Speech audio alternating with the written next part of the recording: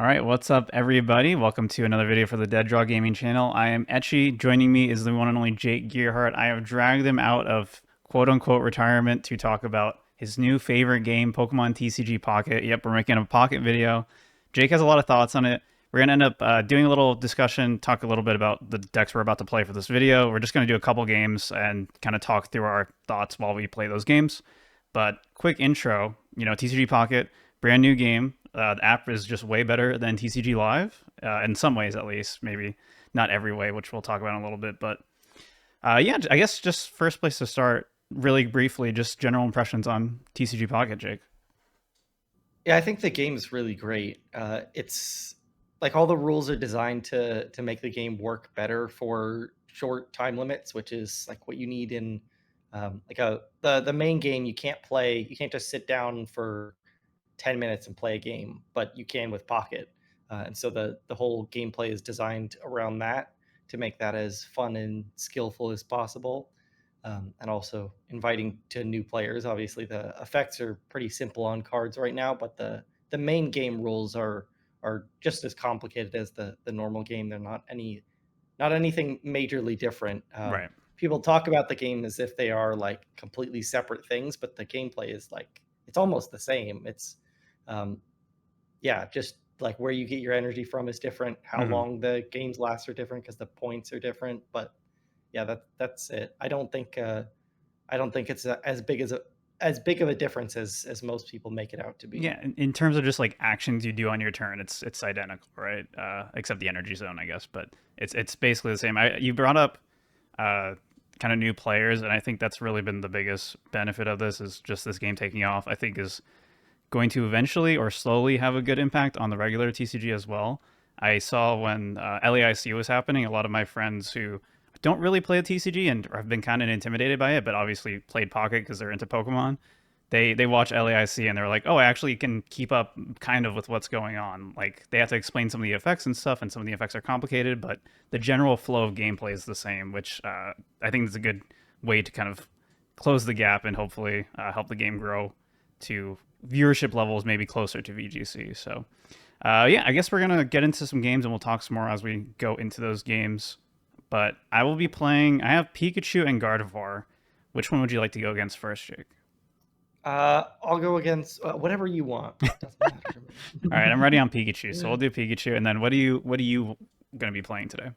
Okay, I'm playing this Wigglytuff Weezing deck, which I've talked a little bit about. It's kind of like an anti-meta deck almost, but Weezing is like one of my favorite cards in the game because of the Koga. You can just pick the Weezing up right away, so you you can take damage from an attack and then just heal it right away, so you can power up whatever you need on the bench. And Wigglytuff is like the best. The best attacker, the best EX that can attack using dark energies only. So, uh, yeah, I think it's really good in the metagame right now because you can heal off of Pikachu damage and Weezing can knock out early Raltses and whatnot. Yeah, we'll see how it works against my two very kind of. I guess I'm playing basically the two kind of notable top meta decks. Although I don't think the Pikachu build is like specifically the best one. I'm doing the Raichu one. I don't know if that's optimal or not. It's just the one I have access to. But yeah, we're gonna get into those games and we'll talk some more as we get into them. All right, I have found Jake Gearhart, the final boss of Pokemon TCG Pocket. You actually wrote an article for Cutter Tap talking about all the game design decisions in the game and general thoughts on it and whatnot. Do you want to just kind of go through your thoughts on that? Yeah, so I wrote an article for Cutter Tap, kind of explaining all the rule changes between the main game and Pocket. A lot of people seem to focus on the differences, but they're really similar. The games in general are very similar, and the reasoning behind all the changes seems like pretty obvious to me. So like the first change obviously is that for like a mobile game, they wanted the gameplay to be a little bit faster, obviously, than the main card game. There was previously no way to play like only like 10 to 15-minute games, whereas you could play like 30-minute games in person, 25, 30-minute games plus the setup time. Then on Pocket, you only need a little bit of time to do that. So the first change that they seem to have made is that you need less knockouts to win the game. So you need 3 points instead of 6 prize cards. So that speeds up the game a little bit. But in order to fix like an issue that comes with that, they decrease the deck sizes as well. So in the main game, we do have decks that play like very fast games, but usually they don't create like very resource focused games. It's pretty like just basic one hit knockout back and forth as fast as possible, and no like real consideration of resources. You can think like Raging Bolt, just dumping and drawing resources as fast as possible. Where that's very different here in Pocket, because you have 20 card decks, you actually have to be worried about using up your Giovannis or Sabrinas or whatever attackers, and also to prevent using like so many resources, or prevent an overabundance of resources, they limited the number of the same card you can play to 2. So I can only have 2 Weezing in this deck, 2 Koga, 2 Giovanni. And that also is probably why they did away with prize cards, because with 3 points, if you had prize cards instead of the points there, you could have like your entire all 2 of your attackers of the same attacker prized, which wouldn't be good. So yeah, those kind of rules seem to have naturally come out of each other. The other thing, the other main difference is the HP scaling on the cards is obviously different than standard. EXs are sort of as if they had the HP of like one stage above what they are. So for example, like this Zapdos EX, it's as if it was like a stage 1, as if Zapdos became a stage 1. So like the base HP of the normal Zapdos, I think, is like 100 or 110, and then you just add 20 or 30 to that, even 40 in some cases. But so as if Zapdos gained 1 stage, and then it gives up an extra point, which I think is very reasonable for like the cost to put it into play. Like the cost to put a basic EX into play is much lower than the cost to put a stage 1 into play, obviously. So the extra scaling that you get from that is good. I think I already have the game here. You didn't put up much of a fight. Well, I have the knockout at least, but and then the what else? The energy cards are outside of the deck, obviously, and that's probably because like one of the issues with drawing less cards in general is that and having less total cards in deck is that if we were just filling up the deck with like 10 energies or so, it'd be like pretty inconsistent. A lot of games would sort of be decided by whether or not you draw the right energies, which isn't really an issue in the main game because of how many cards you draw. I forgot to rebench my Koffing here, so that's right. That's right. I thought I was winning, but I wasn't paying attention. You retreated your Raichu out of the way. Yes. It is fine. Actually, maybe this is even better because you can't really force me into my Weezing here. Yeah, I couldn't bench anything else to prevent like a Sabrina play, but hopefully I will top deck Lieutenant Surge. I got Research instead. All right, let's see what we can get. So I guess the energies are outside of the deck. Sort of like an issue with a game like Magic the Gathering is that the game can play sort of with like low draw but large deck sizes and energy. They have mana, but like a similar issue where that it doesn't happen because the energies aren't in the deck. Like a lot of Magic games are won or lost by not having enough energy in your hands at certain times, or not having enough mana is what it's called. So I think I'm fine if you don't have a Giovanni here. I could bench my Koffing because you already used a Sabrina. I might have to use this. Like I might have to retreat next turn. If I just hit, this is actually kind of interesting. If I just hit your Pikachu here, if you have a Giovanni, you win the game. Otherwise, you can retreat into the second Magneton, or retreat and like Surge with your Raichu. If I have the Koffing in play, It doesn't actually really help me here. I think I'm still losing to the same things. I guess I wouldn't lose to... yeah, I think I'm just losing to exactly the same thing. So I'll just keep the Wigglytuff in play and not bench the Koffing. Sure. All right. Let's see how long I can stall. I did not get the Surge again. So. And then also, like, another difference between the main game is that the weakness is plus 20 instead of times 2. And that just comes from the fact that that energy system, it's like you can't just play single energies and find them. So you can't play like a tech attacker. Like, I couldn't just easily include a tech fighting attacker in my deck to deal with Pikachu. So they changed the weakness to plus 20 because the only time weakness is getting involved is if someone's full deck is weak to the opponent's entire deck. Mm-hmm. So yeah, there's no point in having like such an extreme advantage there. I don't think I can bench the Koffing again if I want to, but it doesn't help me here. I'm just gonna win if you miss whatever attacker. So yeah, I can't hide anymore. Attack. This is it. I need a top deck or I lose. I got research again. Crud. I probably could have... I didn't realize how much time I would have ended up adding. I could have just probably charged up the Raichu and at least given myself a chance to top deck X-Speed as another out to get the Pikachu out of the active, which also didn't happen, but it does not look like I have any option here. I got the Surge a little too late. Yep, everything I have dies to Wigglytuff, so I'm going to Volt Charge, attach, and then spinning attack for 60. So one thing I wanted to mention, because you kind of mentioned it too, is the energy zone being kind of weird if you have more than one type. So a lot of decks kind of naturally end up being monotype, almost GLC style.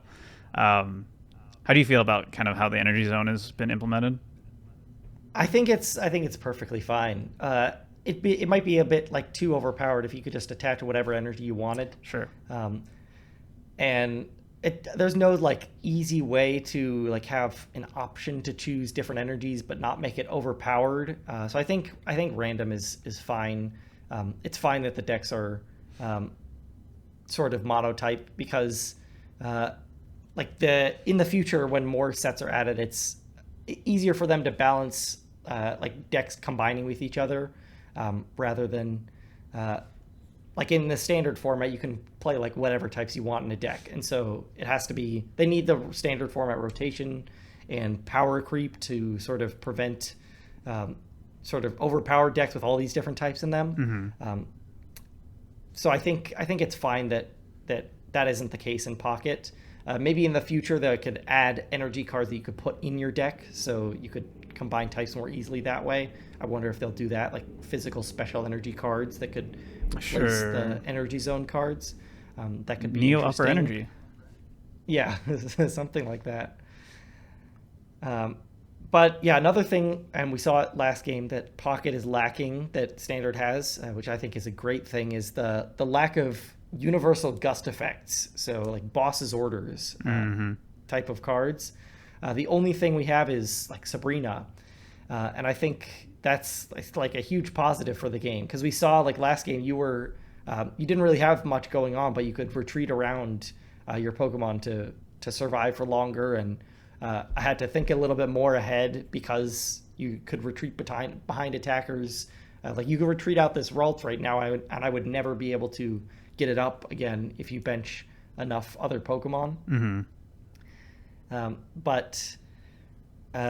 Yeah, so I think that like not having a universal gust effect just makes the game so much more interesting. You can power up things safely on the bench if you have other things to hide behind, like extra bench Pokemon, and like it rewards thinking carefully about when you bench things and what you bench, because like not everything is targetable if you can avoid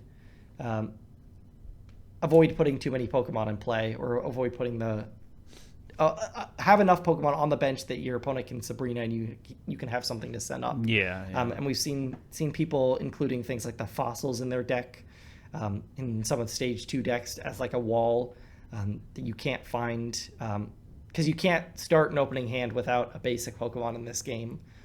But you don't you aren't forced to start with those fossil Pokemon, which is like an interesting aspect of them.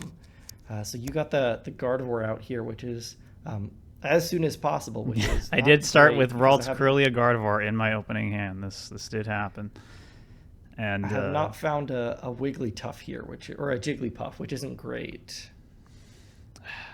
Yeah, my hands. I think I just have to hope I can get Giovanni and deal with Psychic Sphere to clean this up. I'm not sure what else I can do here. I could buy a turn by throwing up a Ralts here after this Jinx gets knocked out, which might be correct. So I'll bench it, and then I'll throw up with Psychic. Yep. And then I will play my favorite card, the Koga, to just pick up my Weezing and send up the Koffing. Yeah, even though I got the Gardevoir up so quickly, my Mewtwo has no energy, so I'm just like, yep. I need time still. I need to find a way to get some time. And I'll let the poison knock you out. So yeah, another thing about this game is that there's a lot more. Like, despite the game length time being shorter, it's a lot more 2-hit KOs and 3-hit KOs and setting up damage across the board, which I think is something that the main game has been lacking for almost like 10 years now. We had a little bit of a period during the early Sun and Moon era where like almost everything was 2-hit KOs. And I think the gameplay is just so much more interesting when you have like the healing cards are so powerful like Koga. Like you don't see like Turo and Sharon's Care like picking up damaged attackers in many matchups at all right now. I don't think any. Yeah. Like Charizard maybe occasionally, like if you hit a Charizard mirror, it'll happen.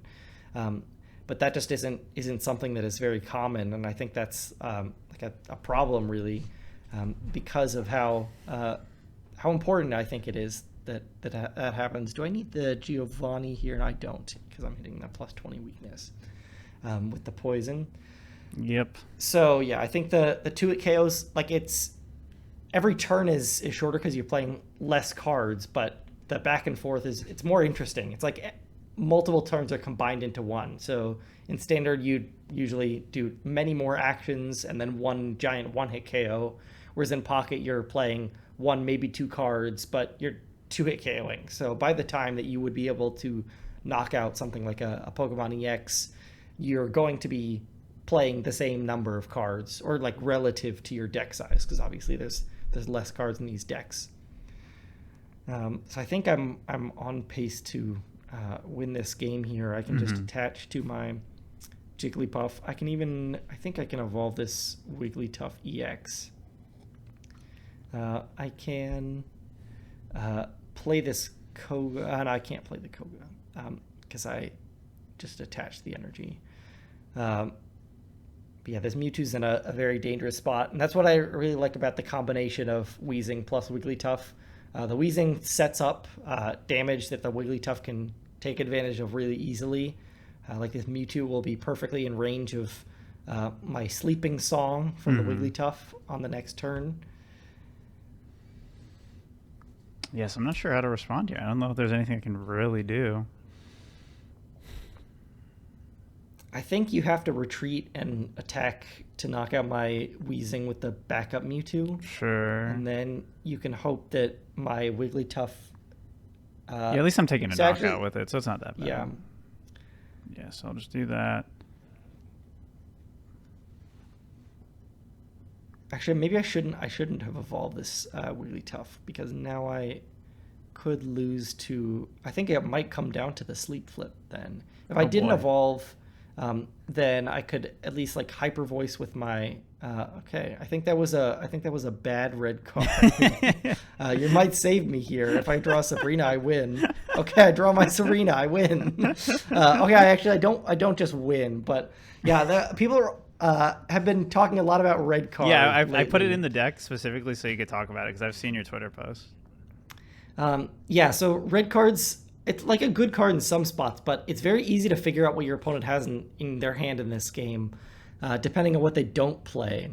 Okay, so if I just retreat and Sleeping Song, like I can Sabrina and Sleeping Song, or if I research, I could draw a basic, and then I can just attack for a little bit of damage. I think that's better here. So either way, I have a 50-50 chance to win. I don't think Sabrina helps at all because you just send up the other Mewtwo. And I can't play Sabrina and Giovanni in the same turn. So I'll play the research. If I draw a basic, which I do, now I have an extra turn to play the game. So I can just put this Jigglypuff on the bench and attach to it. And then I can attack with this suffocating gas on the Koffing. Ouch.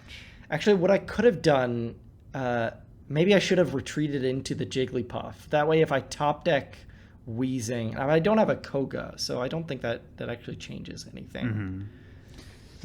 Yeah, I did have Sabrina ready, so unfortunately your Jigglypuff saved you. Yeah, here. if I didn't go for the Jigglypuff attack, I would have just gone into the Wigglypuff and taken the sleep flip. Yeah. I don't think there's, so I could draw. I'm not sure if there's anything that actually changes much here. I think it just comes down to the sleep flip. I probably could have played this one better. I was busy talking. My master plan to distract Jake. Yeah. Okay. I can. Yeah. I think all I can do is just attack, and go for the sleep flip. All right. Let's see it. So it comes down to a 50-50. But yeah, one of the things that this game you can do much better than standard is like try and plan your turns ahead because it's easier to figure out what your opponent can do and what you can possibly draw. Yeah. So the best there's just I less could do to right here think was, about in terms of like general things. I feel like compared yeah, to standard. each turn there's less to think about, Yeah. but you can think ahead farther. Yeah, exactly. Yeah. I've lost the sleep flip. Yep. Came down to the 50-50.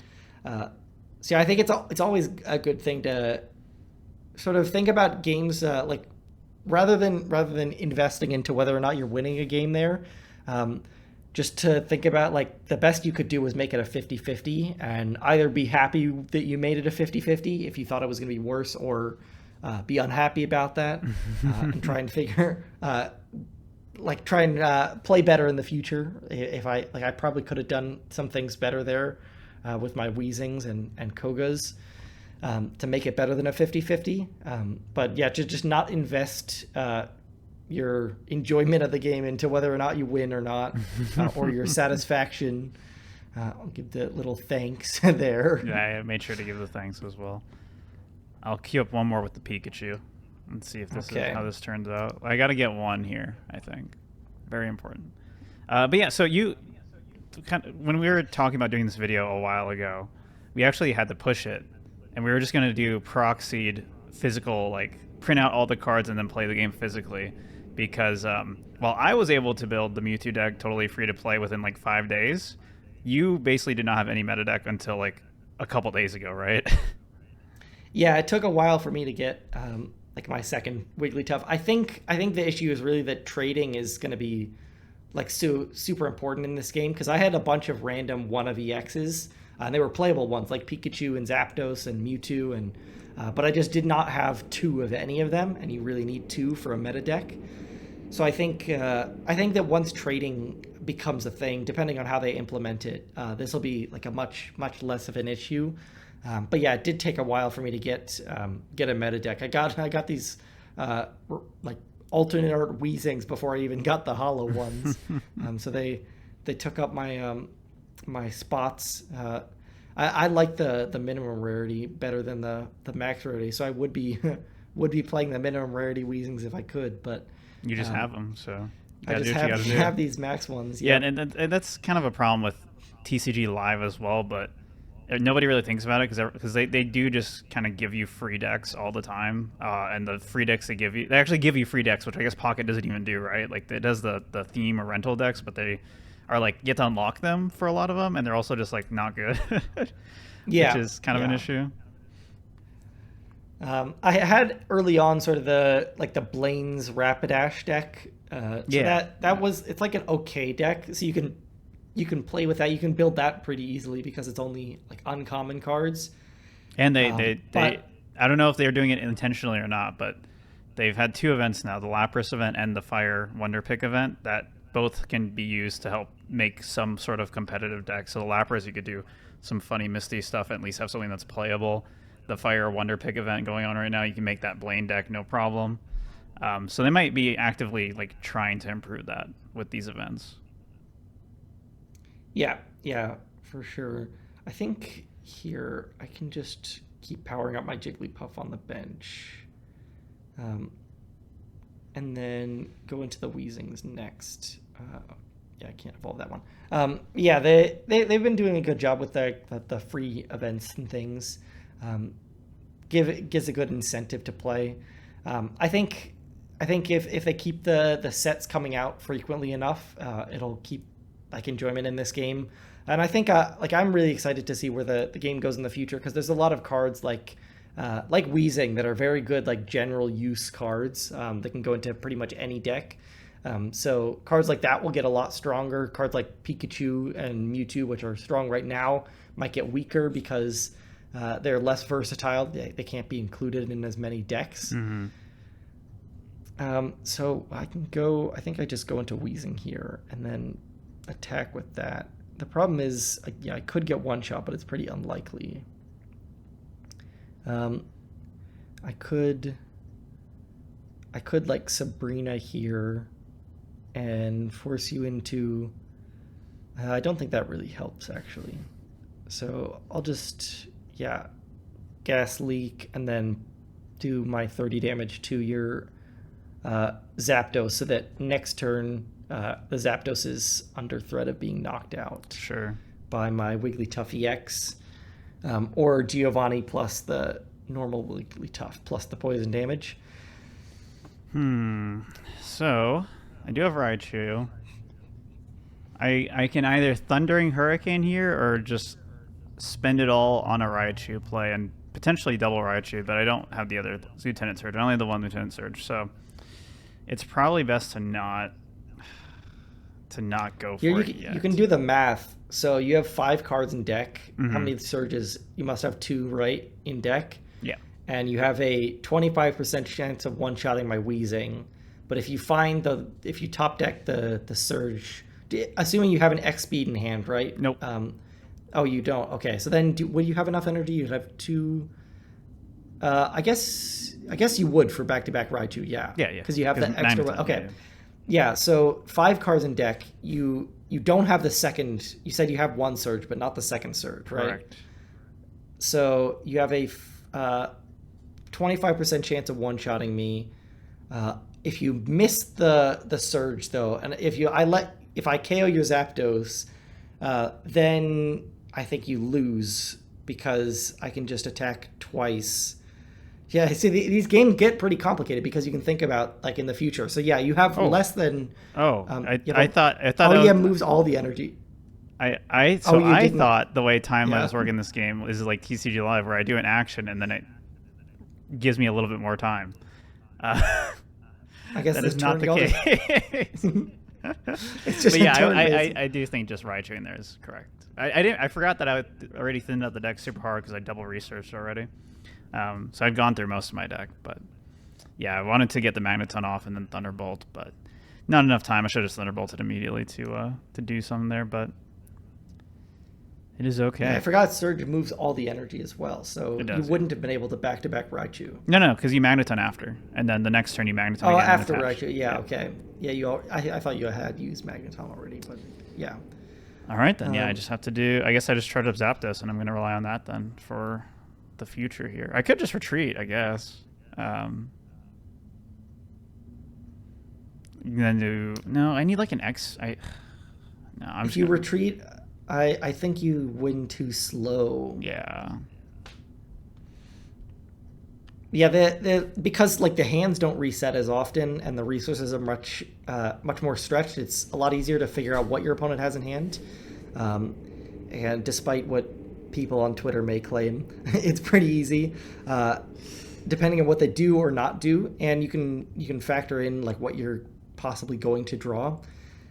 So I unfortunately don't have a Wigglytuff EX here, but I do have the Giovanni for the knockout at least. I could evolve my Wigglytuff on the bench or my Jigglypuff so that I wouldn't lose to. I guess you can't get two more energy on this Magneton, so I think I'm safe. Yeah.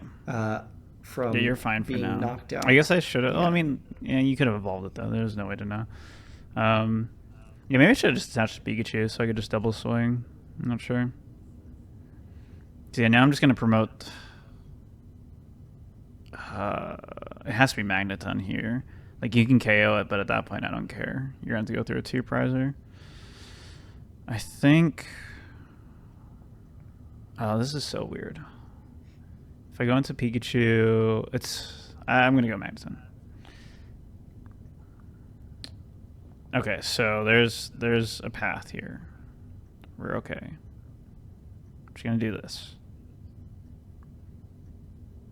and buy some time. Okay, so if I top deck the the Wigglytuff EX, so I still got 2 Wigglytuff EX. I've got research Wigglytuff EX. not great. Or no, just one research, 2 Wigglytuff EX. So had a 3 out of 5 chance to draw it there. I could Sabrina here. I could if I Sabrina, you send up. It's gotta be Pikachu, right? Yeah, it's Pikachu EX, or Zapdos. I think that might. Well, actually, leaving your Magneton active is kind of good for me because it's got 2 retreats. You can't. If you retreat, I guess you can Raichu either way. Yeah. If I draw Surge, then I have, and Raichu, I guess. Then I have the out, but.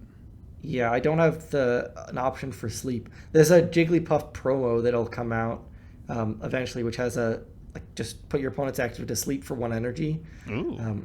Which is That's really pretty good cracked. for situations like these. I could just go Koga into the sleep flip and then probably draw my Weezing next, or my whatever it's called next turn. Jigglypuff EX. I guess I can go over the Sabrina and then double Sabrina maybe. This really doesn't Time limit. help, Hurry. though. Yeah, I know. Oh wait, okay. It's not actions. You have to do your thing. And you have all this animation. I don't actually need the damage here though. It's fine. Yeah. Because the damage doesn't help me. I just needed to put your thing active. So well, unfortunately for you, I did get my 1 in 3 Lieutenant Surge. All right. So I have finally gotten my W. Thunderbolt for 140 damage. This your deck's really hard to deal with, honestly, especially for these 2 decks. It can be really tricky for sure. Yep, I sort of got no Wigglytuff EX for the last 4 cards. Yeah, pretty helpful for me there, but yeah, very helpful for you. But yeah, so this is kind of just a quick video we want to do about Pocket. Jake, will this be replacing the TCG standard for you? For right now, it is, yeah. But right. Once Badoo comes out, we'll see if that changes things. True. I like item lock. Yeah, for me, this has been. I've had a lot of fun playing this game. I did the whole 45 win event and all that stuff. I think for me, it doesn't scratch the same itch that I would like it to scratch as regular TCG, but it is fun. It's a good distraction, especially while we enter this really long format / extended format that we're kind of dealing with. I guess Badoo kind of fixes it, but it's a good way to kind of mix things up, and I'm happy we have a way that helps bring in new players that doesn't make them play TCG live. So I think it's gonna be it for this video. Where can people see your Twitter post? Yeah, Twitter at Gearhart, and check out that article on Cutter Tap that I wrote. If you are a Cutter Tap subscriber, I think it'll be made public sometime in the future as well. So if you're watching a month or 2 from now, check out that article either way. Yeah, lots of great stuff on there for sure. And then for me, you can follow me on Twitter at EtchyOK. Follow me on twitch.tv/Etchy. Thank you so much for watching, and we'll catch you in the next video. Bye-bye.